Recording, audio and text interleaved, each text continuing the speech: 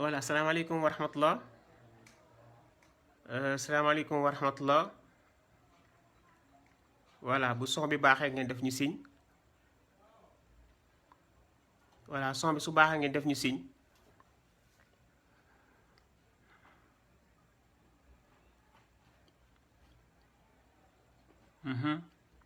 bu son bi baaxee ngeen def ñu signe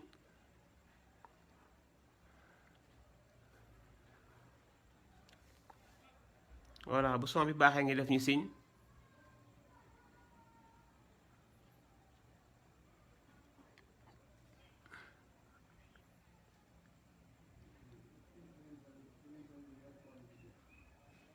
salaamaaleykum wa rahmatullah aywa salaamaaleykum wa rahmatullah j'espère que yéen ñuy dégg bu baax voilà bu fekkee son bi baax na rek ngeen def ñu signe voilà parce que dafa mel ni connexion bi xawut a neex trop voilà bu son bi baaxee fekkee yéen ñuy dégg ngeen def ñu signe comme ça ñu mën a démarrer dafa mel ni am nañu jot ñu jot a dugg maintenant puisque connexion bi dafa xaw a naqadi tuuti bu fekkee yéen a ngi dégg bu baax rek comme ça ñu mën a démarrer cours bi quoi voilà.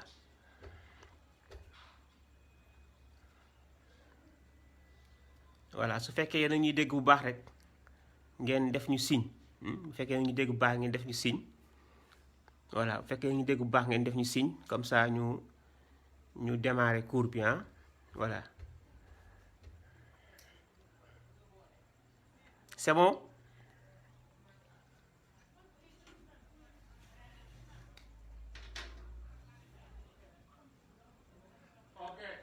Ok donc signal nañu ne c'est bon donc mën nañ commencer cours bi ñu ngi ci 8e séance 8e séance lañ nekk 8e séance donc suite liaison avec le wasl la ñuy continuer tey voilà.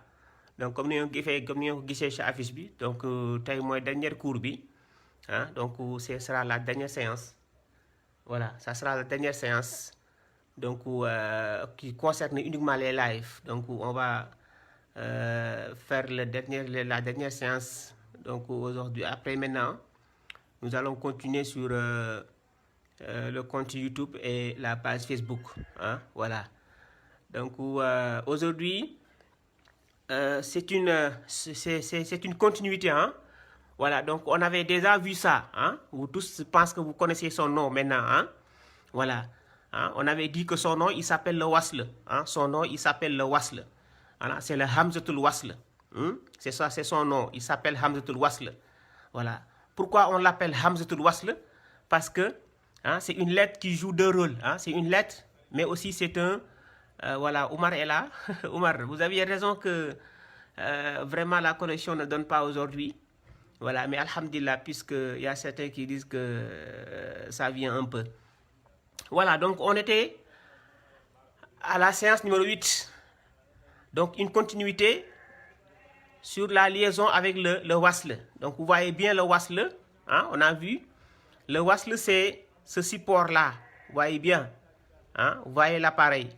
Vous voyez l'appareil, ce qu'on appelle le wasl. C'est ce que loolu moom la ñu utiliser pour ñu koy xàmmee ñu bañ koy jaawale ak beneen lettre moo tax gis nga foo ko fekk rek lii lay am foo ko fekk rek signe bi nañ koy xàmmee gis nga foo ko fekk rek nii lañ koy xàmmeewee gis nga nii lañ koy xàmmeewee gis nga nii lañ koy xàmmeewee moom nii lañ koy xàmmee moo tax ñu koy woowee le wasl c'est wax nañ keroog ne moom rôle am dans le Coran mooy créer une liaison. C'est ça son rôle dans le Coran. Son rôle dans le Coran, c'est créer une liaison. Donc c'est un moyen de créer une liaison. Moom loolu mooy rôle am ci Coran moo tax gis nga ñii lañ ko noté pour ñëpp ñu xàmmee ko ci toutes les versions dans toutes les versions du Coran.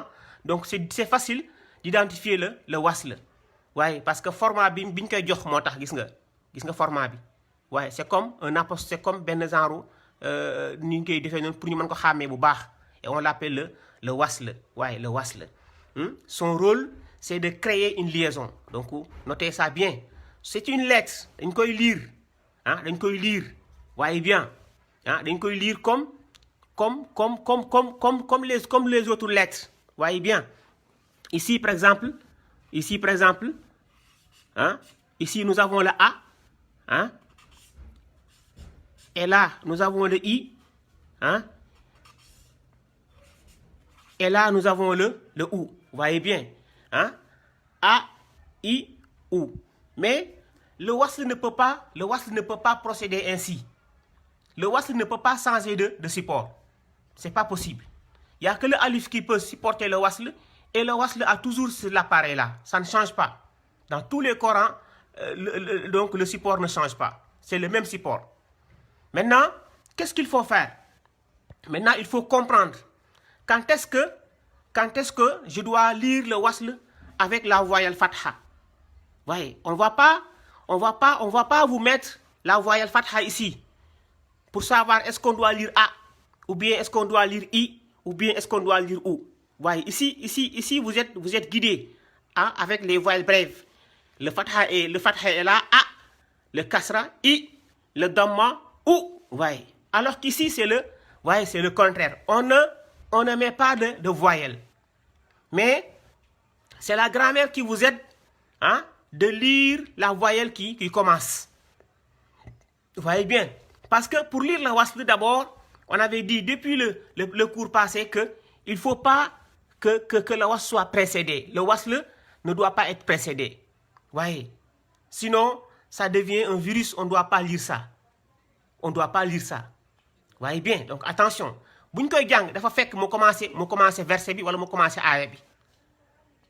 Suñu amé sañ-sañu, écoutez bien ce que je dis. Suñu amé sañ-sañu jàng wasl, suñu amé sañ-sañu jàng lettre bi, hein, dafa fekk ne moom moo commencé verset wala mu commencé aaya bi. Voyez bien, je répète encore. On m'a interdit de lire la lettre parce que son rôle c'est créer une liaison. Mais s'il n'y a pas de liaison, s'il n'y a rien derrière, donc je dois lire la lettre. Loolu ñëpp xam nañ ko. Maintenant pour me lire ko, xam naa des fois mën naa ko jàngee A, des fois mën naa ko jàngee I, des fois mën naa ko jàngee OU. Voyez bien. Mais on va pas me mettre les voyelles là. C'est à moi maintenant de voir la règle et de comprendre pour lire donc la voyelle. Ouais. Donc si le wasl commence le verset, on doit lire ça. Donc retenez bien. Si on vous demande quand est-ce qu'on doit lire le wasl, vous dites seulement en début de verset. Très simple. En début de verset. Voilà. Bon, pour me lire ko, en début de verset là koy jàng. Sinon bu nekk ci biir verset bi, virus la kenn du ko jàng. Parce que dafay jouer son rôle de liaison. Dafay jokkale mots yi. Mais nekkatul maintenant lu ñuy jàng foofu. Comme fii gis nga fii waxoon nañu, ah, al yawmu, ah, n'est-ce pas Omar? On avait vu ça le cours passé, hein? Al yawmu. On l'a lu avec la voyelle A. Al yawmu. Voyez? Parce que c'est suivi de lam. Voilà, c'est suivi de lam. Voyez bien. À chaque fois qu'il y a un lam qui suit, on lit le wasl avec la voyelle A. Voyez bien. Donc, à chaque fois, hein, que le wasl, hein, est suivi de la lettre lam, on le lit A. Gis nga fépp A la ñuy jàng. Fépp A la ñuy jàng. J'espère que vous avez compris, hein? Voyez bien. Ñëw nga gis verset bi commencé par wasl. Ah, su boobaa dañ koy jàng. Maintenant da ngay xool, ah, maintenant bu fekkee dañ ko war a jàngee A, il faut que lam moo ciy topp. Voilà, comme fii, ah, comme fii, al yawmu. Voyez bien, Omar, hein? Effectivement, n'est-ce pas? Hein? Al yawmu. Voyez, on l'a lu. Al yawmu, parce qu'il n'y a rien derrière. Hein? Ce n'est pas encore un virus, parce qu'il n'y a rien ici. Donc, dama koy lire. Am naa droit lire ko. Fii aussi, même chose. Gis nga, on avait vu le cours passé là, la shadda. Voyez. Hein? Donc, ici, le al, le soukoun là est enlevé ici. Ici, il n'y aura pas de soukoun à cause du shadda. Voyez bien. Donc, on saute cette lettre-là. Voyez, et on lit Ash-Shamsu. Voyez, Ash-Shamsu. On saute la lettre. Voyez bien, on saute le lame. On l'appelle lame solaire. Hein? C'est un virus parce qu'il n'y a rien, il y a rien ici. Voyez, on l'a sauté. Voyez, bonne Al-Shamsu, yàq nga sa jàng. Def nga gan di faute. soo ne al shamsu yàq nga sa jàng parce que fii amul woon shadda n'est-ce pas fii on a dit al yawmu c'est normal parce que ici il y a pas de shadda donc ici regardez la shadda c'est son rôle c'est de doubler la lettre donc si on a deux soukoun c'est impossible parce que ça c'est un soukoun ça aussi c'est un soukoun donc il faut éliminer le premier soukoun et là on va lire ash-shamsu voyez bien hein? Si on avait ici une lettre par exemple le wa vous voyez bien qu'est-ce qu'on va dire on va lire wash-shamsu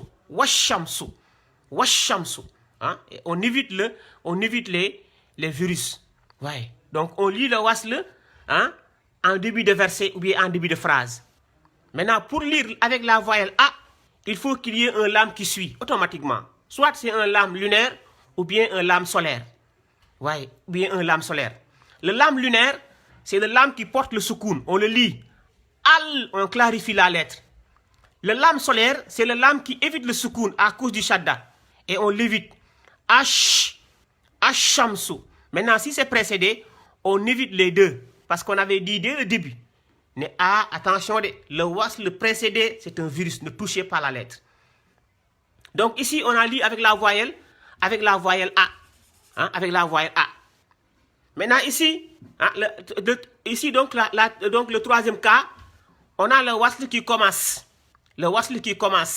voyez bien hein on n'a pas de lame hein on n'a pas de lame donc le a ne vient pas donc ici boo ne aqra li nga jàng baaxul hein si le lame ne vient pas on regarde la troisième lettre si elle porte le fatha ou bien le kasra on va lire i ouais on lit le avec la voyelle i ouais très simple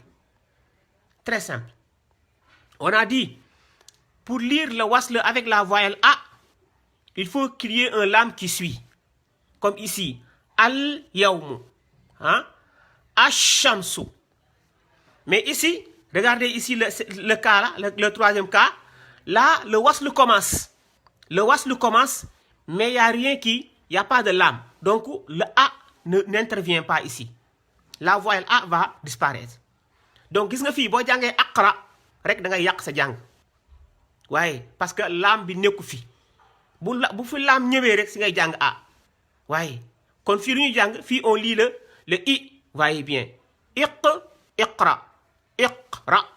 iqra hein iqra bismi rabbika alladhi khalaq même aussi la même chose là aussi la troisième c'est un kasra la troisième lettre bi 1 2 3 c'est un kasra donc on lit ihdina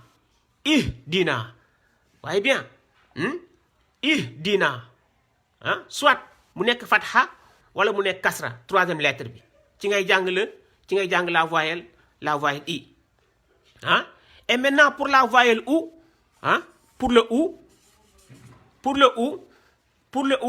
il faut avoir le damma hein sur la troisième lettre voyez bien il faut avoir damma sur la troisième lettre hein ici on va pas lire ishkur on va pas lire ashkur mais on lit ushkur voyez fii ala hein al yawmu fii ala hein ash-shamsu fii il hein fii il iqra hein fii aussi il hein ihdina parce que on lit i si la troisième lettre porte le fatha ou bien le kasra i la ñuy jàng maintenant pour lire avec la voyelle ou il faut que la troisième lettre hein soit vocalisée avec le damma ushkur hein ushkur waaye ushkur waaye mais li ma waxoon sànq rek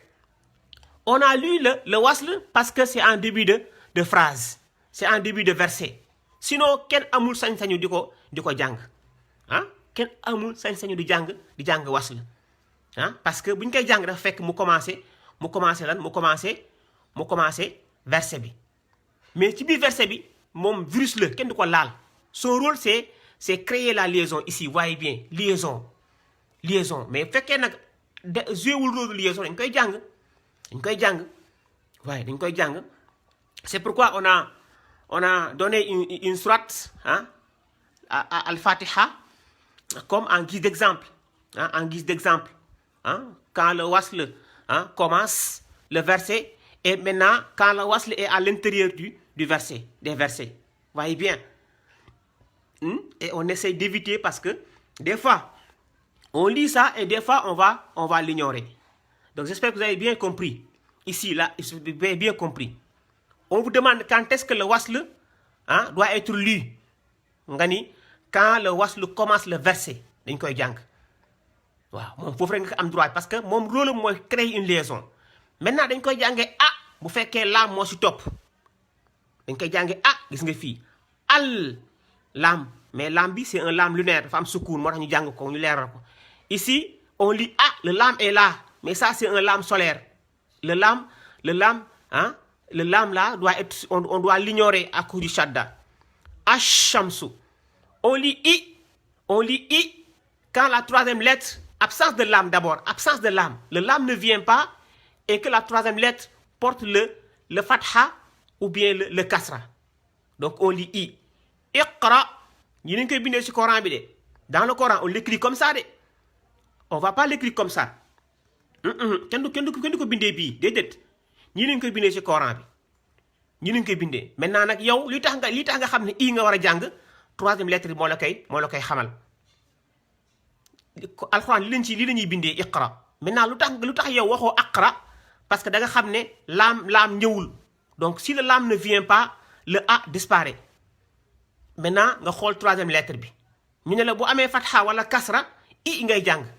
Comme ici iqra fii nga wax ihdina donc i bi noonu lañ koy jàngee. Maintenant bu dee u toujours en début de verset c'est très important en début de verset moom kenn waru ko jàng bu fekkee nekkul ci commencement verset moom rôle mooy créer une liaison dañ koy tëb toujours parce que virus la mais bu fekkee dafa commencer verset bi nag dañ koy jàng. Ici on le lit waaye lan laa war a wax est-ce que i laa war a wax est-ce que a laa war a wax est-ce que u laa war a wax trois lii moom may informé parce que laam bi ñëwul donc a amul place am. Comme que laam bi ñëwul le a disparaît. Maintenant je regarde la troisième lettre. Qu'est-ce qu'on a vocalisé ici? C'est un damma. Donc je lis ushkur. Boo ne ashkur rek yàq nga sa jàng. Boo ne ishkur rek yàq nga sa jàng. Fii c'est un damma donc on lit ushkur. Hein? Ushkur. Ouais. Maintenant la sourate Al-Fatiha hein? Comme en guise donc un exemple avec sourate Fatiha. Donc si vous voyez bien hein? Fatiha la première sourate du Coran. Un exemple, vous voyez bien les wasl, les alifs de liaison.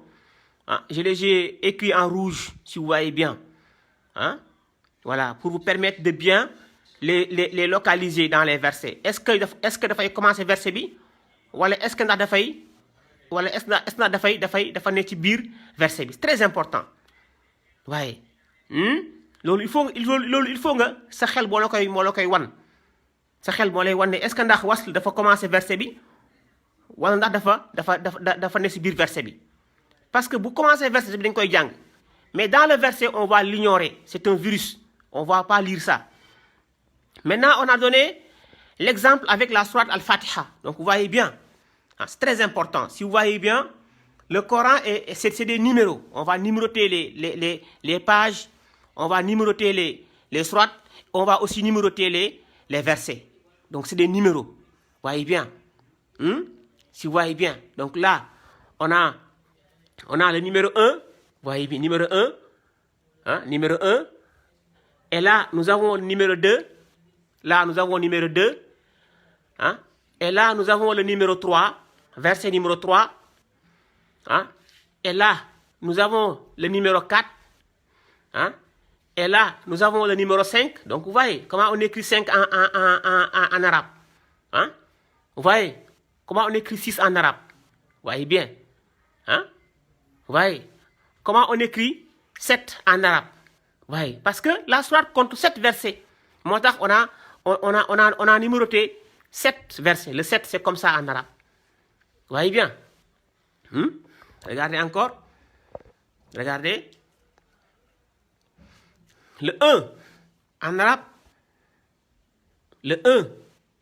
Le 1, c'est la barre. C'est ça le 1 en arabe. C'est la barre. C'est la barre. C'est ça le 1. Numéro 1. Hein? Le numéro 2, vous voyez bien, c'est la barre. C'est la barre plus un crochet. On l'appelle ithnaini. Ithnaini. Numéro 2. Verset numéro 1. Verset numéro 2. Le 3, c'est la barre. Hein? La barre plus 3 crochets. Plus 2 crochets du moins. Hein? On appelle ça thalath, le 3. Ça, c'est le 1 en arabe, wahid. Ça, c'est le 2 en arabe, isnain. Et ça, c'est le thalas, donc le 3. Vous voyez bien. On vous demande d'aller lire la page numéro 3, donc vous cherchez 3. Lisez la page numéro 2, vous cherchez 2. Lisez la page numéro 1, vous cherchez 1. Surat numéro 1, vous cherchez surat numéro 1. Hein? Surat numéro 2, vous cherchez surat numéro 2. Donc c'est ça. Hein? Donc, wahid, ithnain, salas. 1, 2, 3. Regardez le 4, comment on l'écrit en arabe. Le 4, c'est le 3 qu'on renverse. C'est ça le 4. C'est ça le 4. Le 4, c'est un 3 qu'on renverse. On appelle ça arba. Arba, comme al-arba. Arba. Verset numéro 4. Verset numéro 4. Donc c'est ça le verset numéro 4. Voyez. Hein? Verset numéro 4. Le 5. Le 5, regardez le 5. Le 5, c'est un ballon ovale, comme ça. 5, c'est un ballon ovale. Voyez, khams, on l'appelle khams. Al-khamis. Khams. Khams. Hein? Regardez encore. La barre, hein? C'est le 1. C'est presque identique. Hein? 1. Ça, c'est le 2. Hein? Ça, c'est le 3. Et ça, c'est le 4. Et ça, c'est le 5. Vous voyez bien, les chiffres. Hein? Les chiffres. Ouais. Parce que c'est rare de trouver un Coran donc numéroté en français. C'est pourquoi il est important donc de comprendre, de pouvoir lire les nombres en arabe. Vous voyez? Ça, c'est le 5. Le 5, c'est le ballon ovale. 5. Le 6, regardez le 6. Vous voyez le 6, c'est le 7. Hein? C'est le 7, mais on met pas de barre. Vous voyez ici. Ça, c'est le 6 en arabe. Sitta. C'est pas le 7. Ça, c'est le 6. Vous voyez, c'est le 6 en arabe. On l'appelle sitta. Vous voyez. Sitta, c'est le 6. Vous voyez, sitta. Le 7. Le 7, c'est le V. C'est le V le 7. Verset 7. Donc, Fatiha compte 7 versets. C'est pourquoi ici, vous voyez, on s'arrête. La sourate est terminée. Parce que on a dit que sourate numéro 1, ça compte 7 versets. Donc, si on lit 7 versets, c'est fini. La sourate est finie. Vous voyez bien. Donc, verset 7. Le 7, c'est le V. C'est le V. Le 7, c'est le V.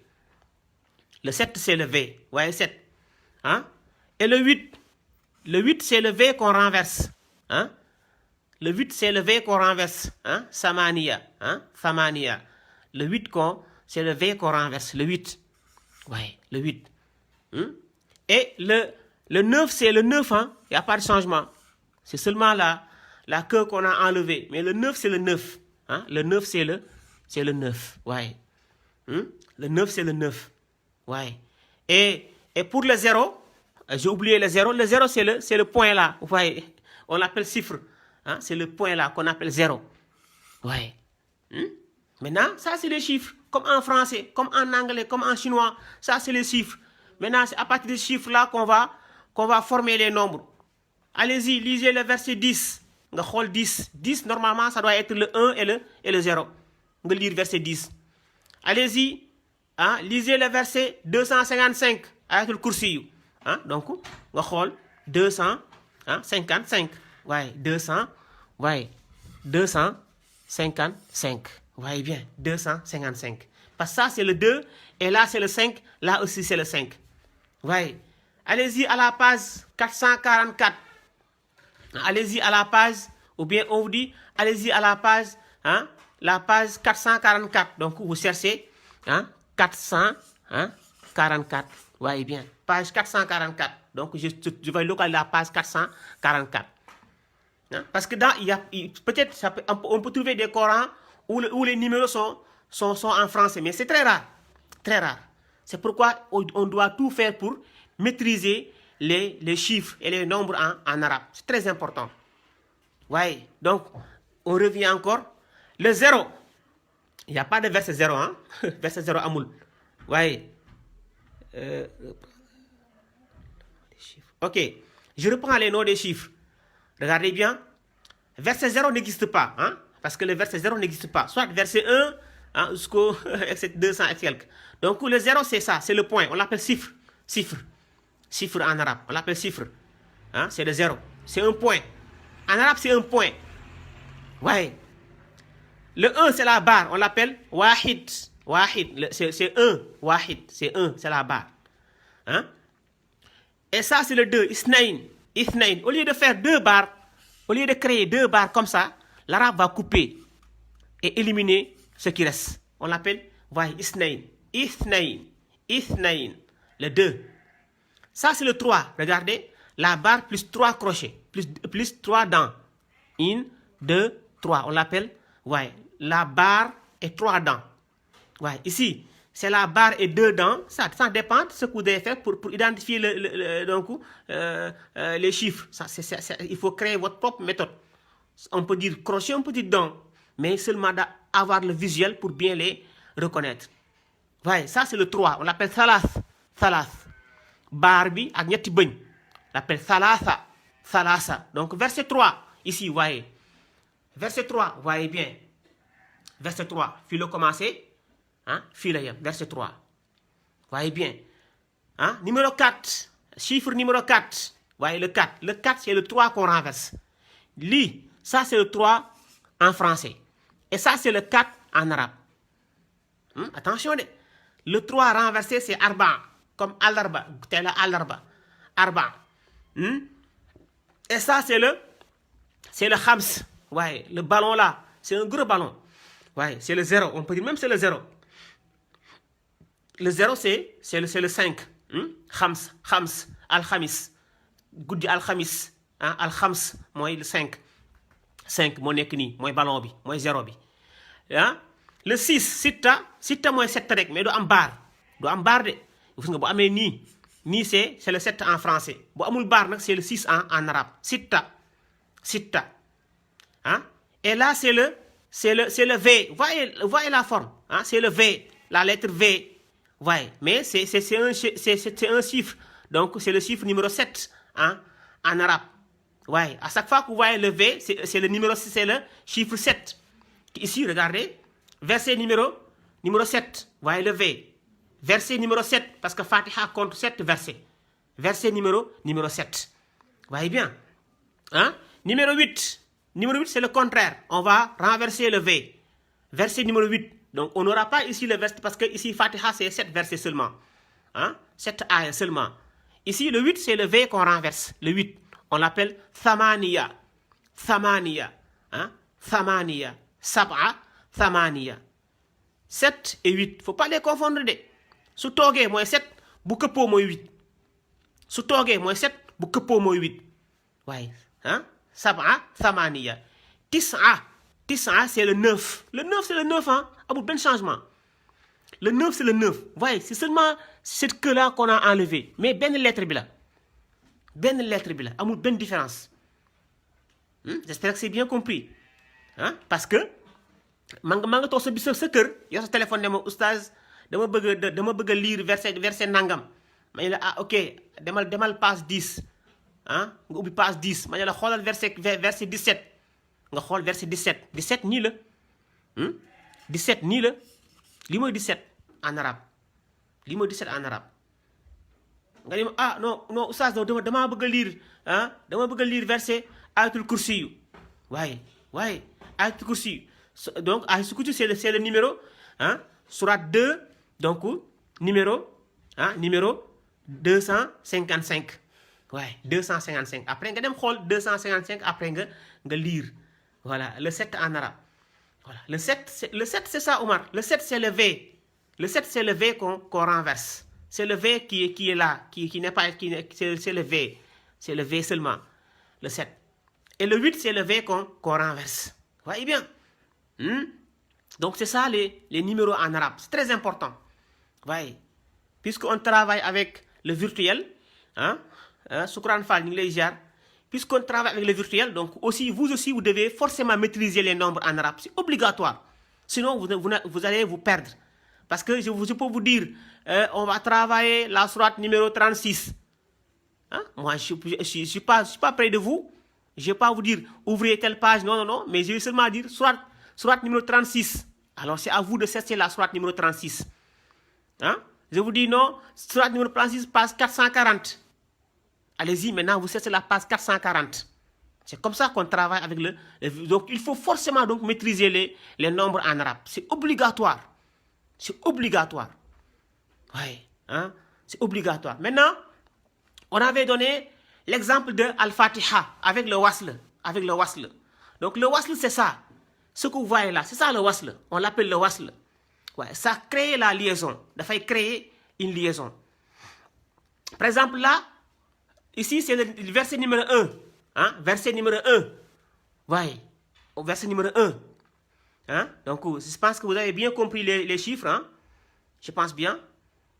Ok, merci. Omar a dit, on a très bien compris. Donc, voilà. Donc, on lit le premier verset, numéro 1, Al-Fatiha. On lit ça. Donc, allez-y, on lit ça ensemble. Regardez bien. Numéro 1. Numéro 1. Donc, je vais un peu orienter l'écran comme ça pour permettre de bien voir. Voilà, verset numéro 1. Numéro 1, ça est là. Numéro 1, ça est là. Numéro 1. Donc, regardez bien numéro 1. On a dit Bismi. On a dit Bismi. Ouais. Bismi. Mais à cause du wasl, on ne doit pas s'arrêter. On doit continuer parce que c'est une lettre qui vous dit, moi je joue le rôle de liaison. Alors donc allez-y, continuez maintenant. Allez, voyez. Maintenant, vous voyez le shadda. Donc on lit sur le shadda. Et là on dit bismil. Vous voyez bien le shadda. Bismil. Au lieu de bismi. Bismil.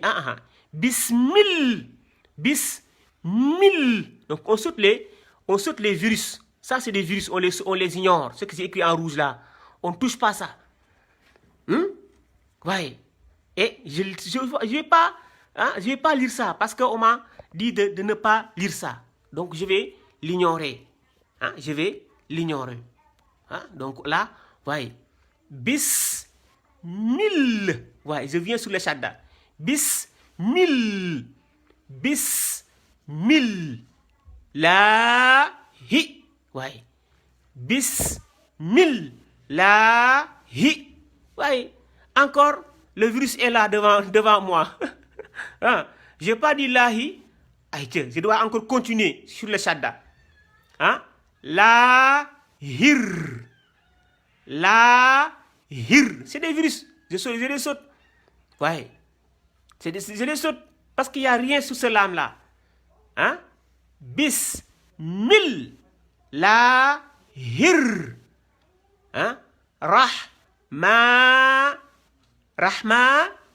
Nir. Je saute encore les virus. Voyez bien, je n'ai pas touché les virus. Bonne. Bismi, lahi, rahmani, rahimi. Django fi dara. Ken xamul li nga jàng.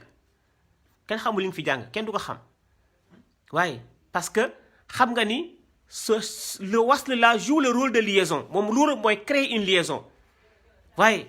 Dans le verset, ne touchez pas le wasl. Dans le verset, ne touchez pas le wasl de grâce. Ignorez le wasl dans le verset. Ouais. Oui, Mambousso. Si les numéros, si on peut trouver la page, il faut connaître les numéros, les chiffres. Le verset, les numéros, le chiffre. Tout ça, il faut donc connaître les numéros. Voyez bien. Donc, on continue encore. bismil, hein, bismil, lahir, rahmanir, rahmanir, rahimi. Ouais, verset numéro 1. Verset numéro 1. Ouais. Donc, njàng bu baax nga éviter laal loo warta laal. Ça, c'est des virus. Ce qui est en rouge là, boo ci laal rek yàq nga. boo ci laal rek yàq nga si jàng. Ouais, c'est des virus, on les ignore complètement. Aïcha, on vient au verset numéro 2. Verset numéro 2. Ouais. Verset numéro 2. Ouais, c'est ça le verset numéro 2. C'est ça. Numéro 2. Ça commence avec le wasl. Le wasl commence. Mais il n'y a rien derrière. Ça commence le verset, donc je lis le wasl. Al. Kenn du ma ne amoo si droit. Dama koy jàng parce que dafa commencer verset bi. Dama koy jàng. Alhamdu. Encore. Alhamdu. Lil. Shadda bi, hein? Shadda bi. Lillahi. Ah, shadda bi moo tax. Lillahi. Rabb. Ah, Rabb. Shadda bi, hein? Rabb. Bil. Ouais, je saute le wasl. Hein? Rabbil. Alamina. Voyez bien le verset numéro 2. Encore. Je lis ça. Ça commence le verset, je lis le wasl. Al. Parce que il y a un lame qui suit. C'est A. Parce qu'il y a un lame qui suit. Ouais. S'il n'y a pas de lame, je regarde est-ce que si c'est le I ou bien le O. Ouais. Mais ici, puisqu'il y a un lame qui est là, je lis le A. Alhamdu lillahi rabbil. Hein? Rabbil. Je saute le virus. Alamina. Numéro 2. Verset numéro 3. Verset numéro 3. On est là. Numéro 3. Les 3 dents. La barre plus les 3 dents. Moo commencé, hein? Wasl moo commencé. Il y a rien derrière. C'est pas pressé. Donc, je lis le wasl. Ici, c'est A. Parce qu'il y a un lame qui suit. Ça, c'est un lame solaire. Il n'y a pas de voyelle. On saute cette lettre-là. Dañ koy tëb. Looy jàng nga wax. Ar. Baye. Ar. Hein? Ar. Kenn doone al. Ici. Ar-Rahmani. Ar-Rahmani. Fii, c'est un virus. Dañ koy tëb. Parce qu'il n'y a rien ici. Voyez, c'est pas vocalisé. C'est une lettre qui est nue. Une lettre qui n'a pas de voyelle. Très simple. Une lettre qui n'a pas de voyelle. C'est une lettre qui est nue. Vous l'ignorez complètement. Encore. Ar-Rahmani. Damay continuer. Lu tax? Parce qu'il y a le wasl.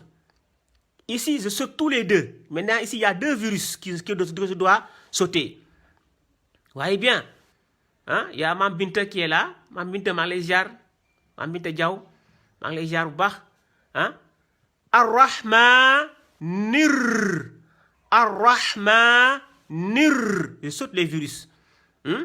Ar-Rahmanir. Ouais. Boo ne Ar-Rahmani, rek am nga problème. Def nga faute. Boo ne Ar-Rahmanil, def nga faute. Yaa ngi fii nga war taxawee ci shadda bi. Ar-Rahmanir. Rahimi. Ouais. Verset numéro 3. Toujours texte bi après verset bi. Ouais. On passe verset numéro 4. On a dit Fatiha, ça compte 7 versets. Ouais. Pratiquement toutes les 28 lettres, hein, pratiquement, sauf 7 lettres, sont absentes ici. Il n'y a que 7 lettres qui sont absentes ici. Voilà, dans ce sourate-là. Sinon, toutes les autres lettres sont là. Ouais. On avait étudié toutes 28 lettres. Ouais. Donc, pratiquement, il n'y a que 7 lettres qui sont absentes dans ce sourate-là. Aïcha, verset numéro 4. Donc, on s'arrête là. Hein? On s'arrête là. Voilà, verset numéro 4. On y va.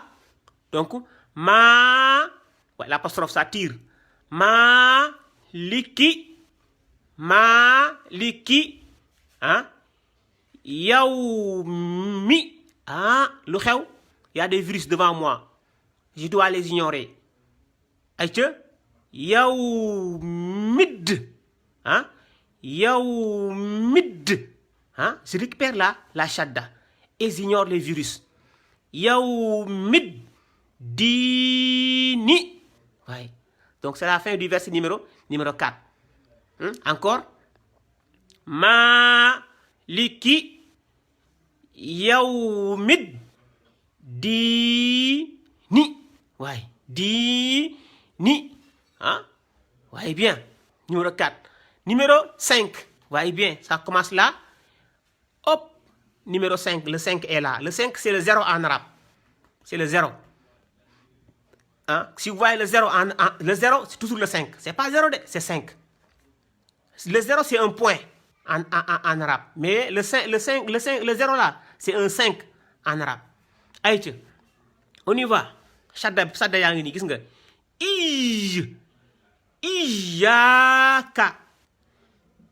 iyyaka na'budu waaye shadda bi boo ne iyyaka jàngoo dara fii parce que shadda bi moo tax da ngay insiste shadda bi da nga koy gëdd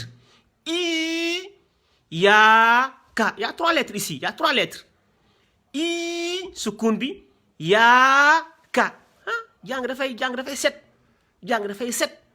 waaw bu ko defee nga mën a am li nga ci bëgg ci jàng mi jàng dafay set góorgóorlu ci def ci effort waaw def ci effort ñu sa salaam 23 ans la ko jàng 23 ans la ko jàng waaw mu tax njàng mi yàlla na ko jàng dafay set wecc yow itam da ngay def effort boobu yow itam il faut faire les mêmes efforts donc on doit toujours prendre les shadda iyyaka na'budu wa iyyaka gis nga shadda bi wa iyyaka ñaata ñooy wax wa iyyaka ñaata ñoo jàng wa iyyaka ñaata nga dégg ñu jàng ne wa iyyaka doo dégg sax day mel ni amul shadda alors dafa war a sentir ne fii dañ ko doubler on a doublé la lettre le ya est doublé il y a un soukoun avant la lettre tirée wa iyyaka nasta'inu numéro 5 verset numéro 5 ouais on relit ça encore ouais iyyaka le a ouais le triangle c'est le a na'budu wa iyyaka nasta'inu ouais verset numéro 5 numéro 5 maintenant numéro 6 le 7 c'est le 6 de bu kenn ne 7 fii 6 la parce que c'est écrit en arabe sitta c'est 6 sitta regardez le verset on commence avec le wasl ici gis nga de y a rien derrière amul lu fi nekk fii est-ce que laa war a wax est-ce que laa war a wax est-ce que laa war a wax damay xool 3e lettre bi moo may wax laa war a jàng fii parce que kenn defulu ma voyelle kenn maasu ko moo tax fii amul fatha amul kasra amul damma maintenant ma xool 3e lettre bi moo may informer laa war a jàng fii bu fekkee kasra la laa fiy jàng bu fekkee fatha la laa fiy jàng vous avez compris après ma jàng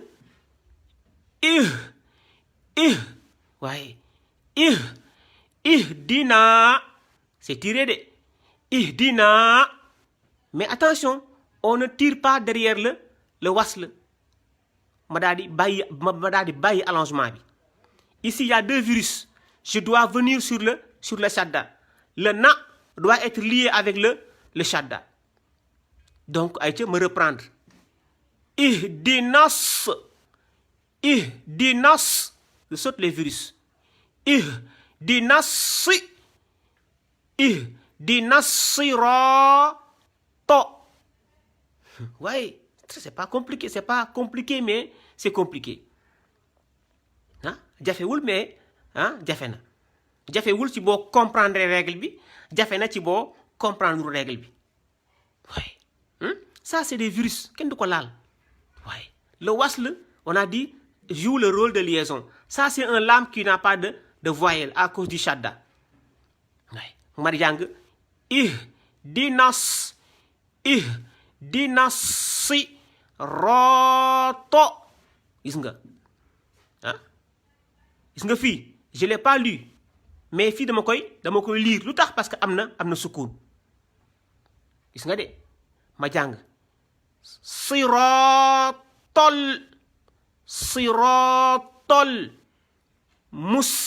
mustaqima encore ihdinas sirotol mustaqima gis nga fii 2 virus la fii ñaari virus moo fi am et fii benn virus moo fi am comprendre ngeen fii nous avons 2 virus le wasl et le laam solaire fii nous avons le virus un seul virus c'est seulement le wasl laam bi dafa am sukkur moo tax dañ koy jàng encore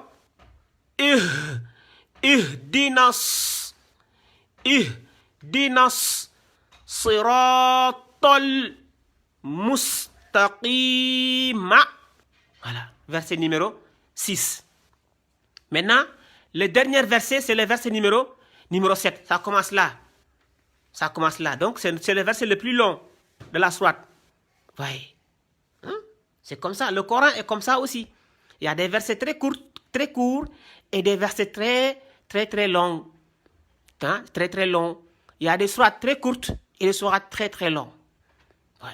Donc il faut toujours regarder le numéro fii la commencé hop lii lépp verset numéro 7 bi la moo jeexal saar bi parce qu'on a dit Fatiha compte 7 versets donc soo jàng 7 versets da nga war a jàng bu ëppee 7 versets da xamal ne jàngutoo saar boobu ay ci on lit le verset numéro 7 on lit le verset numéro 7 allons-y ça c'est le si sirato lu xew une liaison sur le shadda doone sirato al doone sirato al kenn dutu ko jàng lu tax parce que c'est précédé on ne lit jamais le wasl dans le verset très simple on ne lit jamais le wasl dans le verset jamais mais on lit le wasl en début de verset gis nga fii moom rek moo fi nekk moo tax ñu jàng ko fii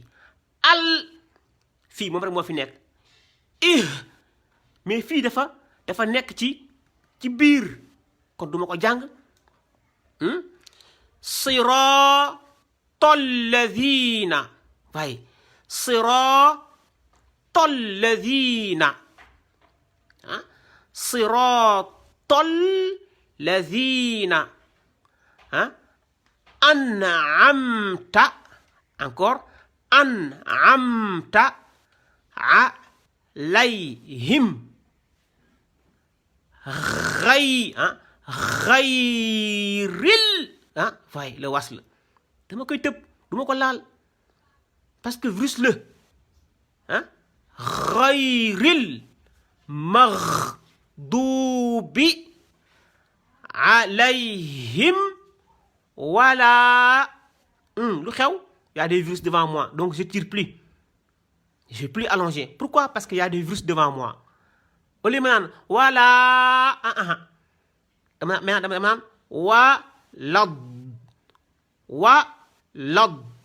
walad kenn dootul xëcc on a écrit wala mais on lit walad lu tax parce que je dois créer une liaison et quand on crée une liaison on évite l'allongement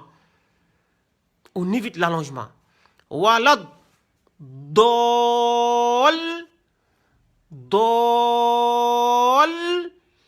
liina waaye donc vous voyez bien ce signe là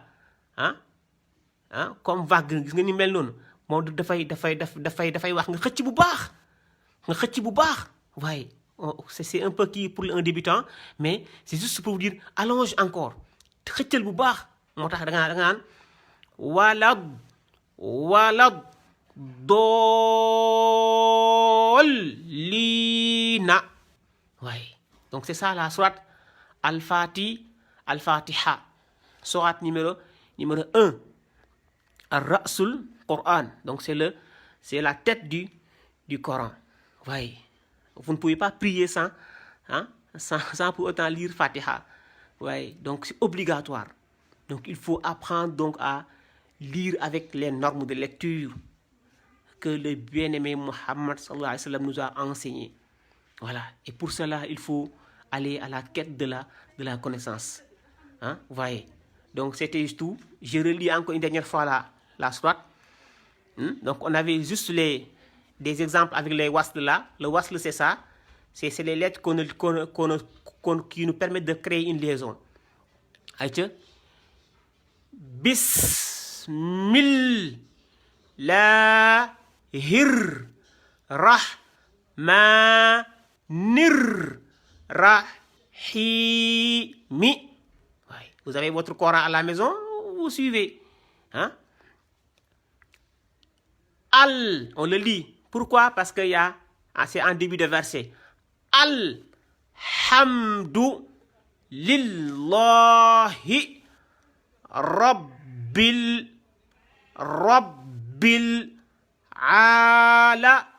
alamina. Numéro 2. Ici, ça commence le verset. Donc, dama koy jàng. Mais attention, il y a un virus là, le lam. Il y a un virus là, le lam. Je saute le lam. Ar-Rahmani. Ici, c'est dans le verset. Donc, je les saute. Il y a 2 virus. Ar-Rahmanir Rahimi. Numéro 4. Maliki Yawmid. Je saute les virus. Les 2 là, c'est des virus. Je les saute. Ça, c'est le wasl et ça, c'est le lam solaire. Maliki Yawmid Dini. Numéro 4. Shadda bien. Iyyaka na'budu wa iyyaka nasta'inu.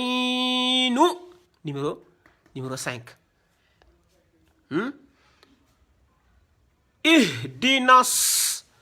Ihdinas, saute les virus.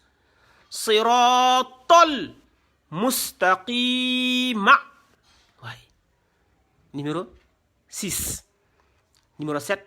Siratal ladhina an'amta alayhim ghayril maghdubi alayhim walad dollina. Donc c'est ça donc la sourate d'exercice d'application Al-Fatiha. Donc on essaye de vous expliquer la position du wasl, les cas de cette lettre-là qu'on appelle le wasl, qui joue le rôle de liaison. Mais des fois, on lit ça parce que quand il n'y a pas de liaison, on doit lire ça. Maintenant, on le lit avec le A, la voyelle fatha. On le lit avec le I, la voyelle kasra. On le lit avec le OU, la voyelle damma. Maintenant, lan mooy tax ma xam ne fii A laa war a jàng. On vous dit très simple. S'il y a le lam qui suit, vous lisez le A. Al-Ash. Des fois, il y a le lam lunaire. C'est un lam qui porte le soukoun. Le lam solaire, c'est le lam qui ne porte rien à cause du shadda. Moo tax ñu tëb ko. Ñaari soukoun du ndaje. Les gars, vous êtes des intellectuels, hein? On ne peut pas lire 2 soukoun à la fois. C'est impossible dans le Coran. C'est pas possible. On ne peut pas lire 2 soukoun à la fois. C'est pourquoi ici, le premier est éliminé. Et cette lettre est éliminée. Pourquoi j'ai dit Ashamsu? Quand j'ai créé une liaison, j'ai dit Washamsu. Washamsu. Ouais, c'est une liaison solaire. Et si c'était le al, regardez, je dis, hein, wal yawmu. Ouais. Wal yawmu. Pas dit wa al yawmu. Maintenant, pour le i, on a dit le i est là. Il faut que le wasl commence le verset d'abord et qu'il y ait absence de lam. Le lam ne vient pas. On n'aura pas un lam lunaire ni un lam solaire. Donc, on va lire maintenant le i. Quand est-ce que, à condition que la troisième lettre, voyez, troisième lettre, 1, 2, 3. Il faut que troisième lettre, mu am fatha, wala mu am kasra, si ngay sañ jàng i. Iqra, ñu leen ko bindee ci Coran bi. yow yaay xool sa xam-xam pour xam loo war a jàng. Mais on va pas vous mettre le kasra ici. Ils vont pas faire ça. Ils vont l'écrire comme ça. Mais yow yaay xool loo war a jàng. Iqra, c'est normal. Le fatha est là sur la troisième lettre. Ici, ihdina, vous avez raison. Pourquoi? Il y a absence de lam. Troisième lettre porte le kasra. Ici, boo ne i da ngay daanu. Boo ne a da ngay daanu. Voyez, le i est éliminé ici. Le a aussi est éliminé. Fii boo waxee i, c'est pas normal. Boo waxee a, c'est pas normal. Pourquoi? Parce que troisième lettre bi, damma la am. Donc nga wax ushkur. Mais suñ ko jàngee rek dafa fekk mu commencer verset bi. Voilà, c'était tout pour aujourd'hui. Et on vous a dit le dernier cours qu'on va projeter direct, en direct. On a, alhamdulillah, nous avons un compte YouTube, Hilloum TV. Nous avons aussi la page Facebook. Donc vous allez vous abonner là-bas. Et aussi parce que il y a les groupes WhatsApp. Mais vous savez que puisqu'on doit travailler maintenant avec les fichiers du Coran, ce sera un peu lourd. Donc on va seulement, c'est des vidéos qu'on va monter. Donc on va pouvoir faire ça avec les comme YouTube et Facebook. Donc ça, pour ne pas donc brouiller les téléphones là, les mémoires. C'est pourquoi on va maintenant se déplacer vers le YouTube et la page Facebook, et la page Facebook. Vu qu'aussi avec les directs, il y a beaucoup de problèmes, avec des problèmes la connexion, qui ne donne pas souvent. Mais on le fait parce qu'il y a beaucoup de personnes qui nous disent qu'ils sont à l'extérieur, donc c'est le direct qui les arrange. C'est pourquoi on a essayé quand même de leur aider aussi. C'est ça. di baalu ñëpp àq, di baalu ñëpp àq, di baal ñëpp àq, ñaan yàlla alxuraan bi nga xam ne moom la ñuy jàng, yàlla defal ku ne leeram ci biir. Ku ci ne rek am nga benn leer, am nga sa leer ci biir alxuraanu karim. Chacun parmi nous a sa lumière cachée quelque part dans le Coran. Donc il faut être endurant pour pouvoir cueillir cette lumière là. Waaw nañ ci dogu, ñu bañ a tayal, bañ a yaafus, ñu def ci engagement ak détermination ak rigueur pour dem jëli ji leer googu. Mooy tax mokkal bi yomb, mooy tax njàng mi neex, mooy tax soo ko jàng sa xol di yëg bànneex, loo ciy ñaan mu nangu. Loolu mooy parce que da nga jot leer gi. Voilà, donc moo tax ñu war ci def engagement ak sacrifice bu dëgër, parce que le Coran c'est comme ça. Je vous ai dit tout à l'heure, le bien-aimé Muhammad sallallahu alayhi wa sallam l'a appris presque 23 ans la ko jàng alxuraanu karim. 23 ans la ko jàng. Donc ñun bu ñu foog ne ay seulement le mois de Ramadan ça peut nous suffire. C'est vrai qu'il y a certains qui sont vraiment débrouillés, certains qui commencent à lire maintenant, machallah, parce que c'est normal. ay méthodes yu simple la rek, waaye nag doo fa yem, da ngay avancer pour gën a approfondir xam-xam bi, parce que des na ay normes yu bëri ci kanam. On n'a rien vu pour le moment. Voilà, c'était juste maintenant pour vous faire lire, ko ñëpp mën a lire. Maintenant bu ñëpp mën a lire nag dañuy avancer maintenant ci yeneen normes yi ak yeneen règles yi, parce que il y a aussi ilmu tajwid qui nous attend devant. Il y a aussi normes de lecture, il y a aussi l'éthique, tout ça qui nous attend donc dans le Coran. Donc c'est pourquoi on vous invite vraiment à gën a jox seen bopp fulla ci alxuraanu karim. Loolu la si loolu la ñu woo, yàlla may ñu yàgg weeru koor wi ñi ko feete tey yàlla nangul leen ñi ko war a feete suba yàlla nangul leen yàlla nangul ñun ñëpp yàlla nangul ñu suñu effort yi ñuy def feebar bi nga xam ne moo fi nekk tënkuñu sonal ñu tiital ñu jaxase ñu yàlla na ko borom bi subhanahu wa taala yëkkati fii yëpp génne ko ci àdduna bi yëpp ba activité yëpp reprendre ci jàmm ak salaam donc subhana rabbika rabbil izzati amma yasifun wa salaamun ala al mursalina walhamdulillahi rabbil alamin. Donc c'était avec votre frère Serigne Mbaye Sy Sakho donc ñu ngi leen di gërëm ba fan yi rek incha allah du ñàkk ñu xoolaat beneen programme mais pour le moment moom ñu ngi ci YouTube bi ak page Facebook bi incha allah mais ça pas avec le direct.